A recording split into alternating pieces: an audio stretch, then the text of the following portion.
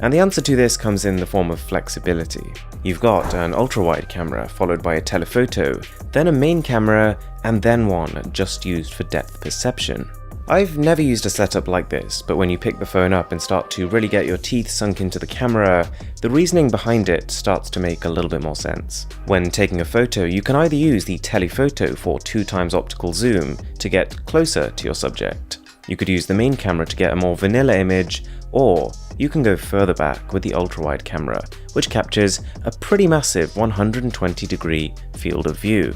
That's about what most people can see with human vision, and while it creates this fisheye effect that not everyone's gonna love, images feel spacious and landscapes are going to look great on this phone. You can also record 4K video on this ultra-wide camera, and I gotta say, footage looks pretty comparable to that of a high-end action camera. I did notice a weird change in color temperature when switching between these cameras, but it's very likely because this is pre-production software and I'm pretty sure it'll get fixed.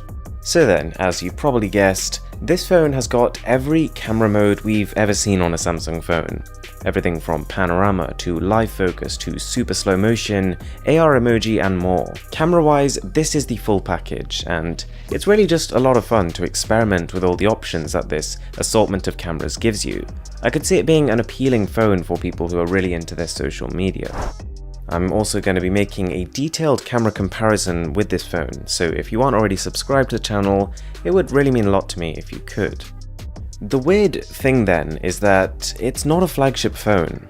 Here in the UK, the A9 is going to be £549, which I could see converting to about $600 in the US.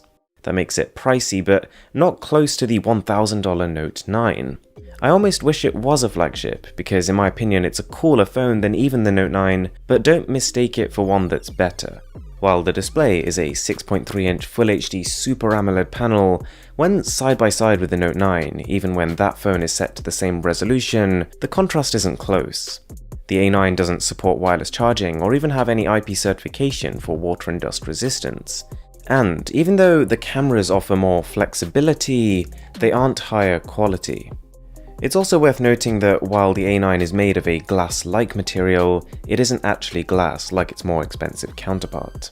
But you're getting a well-rounded bit of hardware for the money. There are two really slick gradient color options, aside from the black phone, bubblegum pink and lemonade blue, which doesn't really make much sense but still looks wicked. The A9 has a 3800 mAh battery, 120GB of internal storage plus microSD card support, and 6GB of RAM, the main trade-off being its middling Snapdragon 660 chip. The UI still feels plenty fast, but in terms of gaming, this would be a way behind phones like the OnePlus 6 or Pocophone F1. Okay, so something I really want to do with this phone is a detailed camera test, so if you do want to see that, let me know in the comments down below and be sure to leave a like on this video. But as for what I think to the phone right now, I'm cautiously excited about it. It's not a powerhouse and doesn't have the best display on a £500 phone, but it's looking like a really adventurous twist, one that I could see myself carrying with me for that ultra-wide lens